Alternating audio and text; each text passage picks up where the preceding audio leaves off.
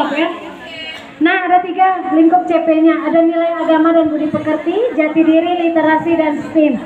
Nah, ini nanti itu kan udah pernah kita bahas kan Bu, STEAM itu seperti apa. Jadi kalau kita ulik lagi Bu ya.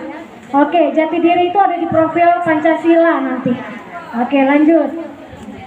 Identifikasi yang diinginkan dari CP dan TP. TP itu tujuan pembelajaran Bu ya. Tujuan pembelajaran nanti harus kita masukkan dalam modul ajar. Apa pembelajaran yang terus bisa kita pakai dalam kehidupan sehari-hari anak Bu ya. Jadi anak-anak tuh belajar di sekolah, ada yang dia dapatkan. Jangan pulang sekolah nggak tahu ngapain Bu ya. Jadi anak-anak tuh harus bisa skill yang rendahnya dulu. Skill terendahnya misalnya anak-anak paham menyimpan barang sendiri seperti apa, disiplin itu seperti apa gitu Bu ya. Oke, lanjut. Capaian pembelajaran ini nanti harus bisa kita lihat hasilnya di akhir. Capaian pembelajaran ini masing-masing sekolah bebas mau apa, contohnya pada akhir fondasi anak-anak menunjukkan kegemaran, nilai agama dan budi pekerti seperti misalnya bangga terhadap dirinya sendiri, dasar kemampuan literasi, matematika, sains, teknologi, seni. Nah, jadi ketika kita buat asesmen penilaian, bukan lagi anak mampu, anak bisa, anak dapat, tapi nanti dia ada kata-katanya di CP itu. Anak menunjukkan kegemaran, anak menunjukkan kemampuan. Nah itu bahasanya seperti itu. Nanti di berikutnya ada Bu ya. Lanjut. Nih contoh nilai agama dan budi pekerti. Kalau dulu masuknya di KI 1 dan KI 2. Kalau sekarang sudah dielaborasi dalam nilai agama dan budi pekerti. Intinya sama, bahasanya aja sedikit berbeda. Ya, oke, ya sudah dileburkan. Lanjut. Elemen jati diri ini dia masuk di seni dan fisik, masuknya di sini. Seni, fisik, aturan, ada Pancasila, masuknya di sini.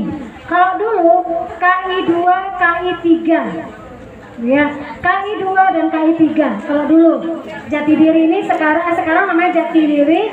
Kalau dulu KI 2, KI 3. Lanjut, Re. Kalau ini dia bahasa. Ya, kok juga. Ini masuknya ada kognitifnya, matematika, ada seni, ada bahasa. Nah makanya biar nggak ribet ibu-ibu, makanya kalau dulu kan guru-guru bilang bingung sih KI 1, KI 2, KI 3, KI 4, banyak kali KI-nya. Kalau sekarang cuma 3. Sekarang cuma 3. Tinggal ibu pelajarin, nanti pasti ibu paham sendiri. Oke Bu, lanjut. Jadi memudahkan guru, jangan memberatkan ibu-ibu guru ya. Oke, lanjut. Nah ini dia. Kalau CP yang tadi kan Bu, nilai agama dan budi pekerti, jati diri, literasi dan STEAM itu merupakan capaian di akhir, nggak dimasukkan di dalam RPPM atau RPPH. Kalau sekarang di modul ajarnya nggak dimasukkan. Kalau dulu kita masukkan kan Bu, KI 1, KI 2 di RPPM ada, di RPPH ada. Kalau sekarang nggak ada. Modul ajarnya nggak ada masuk CP ini. Yang ada masuk tujuan pembelajaran kita. Tujuan kita apa sih dari sekolah ini? Anak-anaknya seperti apa sih yang kita harapkan? Misalnya gitu Bu ya. Nah, tujuan pembelajaran itu terjemahan dari CP. Misalnya CP-nya anak mampu berdisiplin, ya kan Bu? Nah, dimasukkan di tujuannya. Tujuannya apa? Anak mampu mempraktikkan apa-apa gitu. Nah, kalau di modul ajar ini harus lebih spesifik. Kalau dulu kan anak disiplin dengan dan menghargai barang orang lain. Kalau ini enggak. Anak harus lebih spesifik. Misalnya apa? Anak disiplin dengan peraturan yang berlaku di sekolah. Misalnya gitu Bu. Jadi di modul ajar kurikulum Merdeka ini lebih spesifik.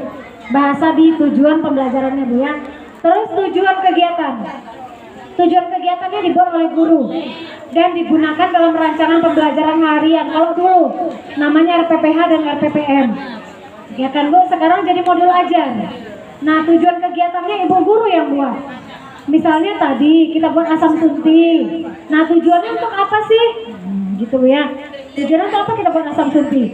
Kita tuliskan misalnya di buku kita. Kita pertama sebelum kita buat modul ajar kita ada peta konsep. Ya Bu ya. Kita lihat misalnya peta konsepnya nanti asam sunti itu apa? Belimbing.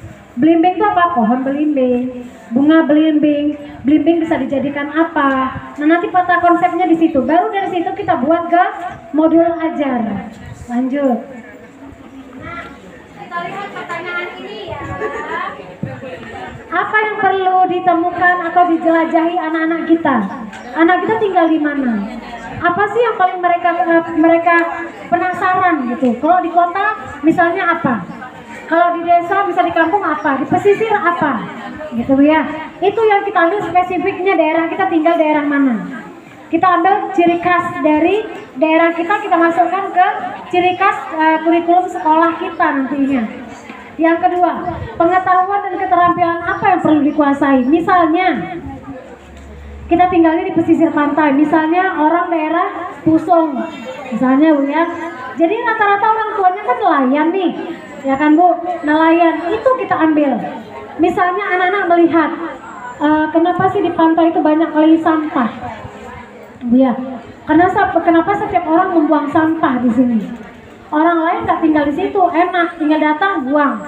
Mereka yang tinggal di situ, airnya kotor, lingkungannya kotor. Nah di situ anak-anak bisa kita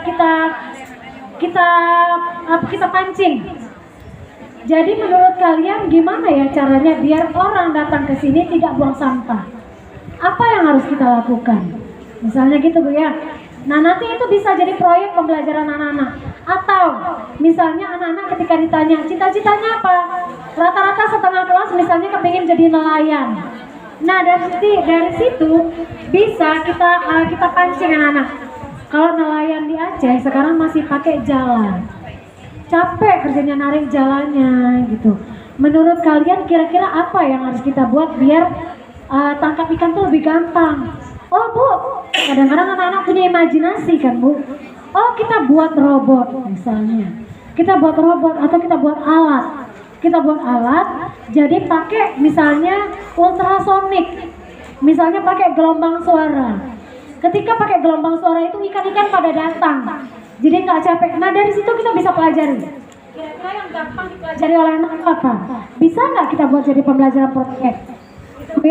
Nah jadi pembelajaran proyek ini pada awalnya kita lihat dari dari kemampuan anak.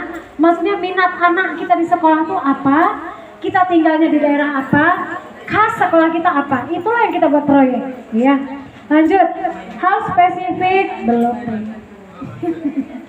Hal spesifik untuk mengidentifikasi tujuan, pemahaman penting ide-ide besar. Nah maksudnya gini Bu. Ketika kurikulum merdeka ini, ibu-ibu di awalnya itu harus pakai buku dulu Bu. Di modul ajar nanti ibu ada modul ajar pakai buku. Nah, buku itu bisa ibu pilih. Misalnya kayak tadi tinggal di laut, ibu cari yang tentang laut. Ya. Atau misalnya daerah industri. Jadi kita pancing dulu dengan buku.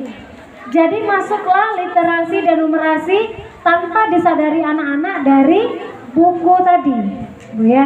Jadi bisa kita pancing ide dari buku.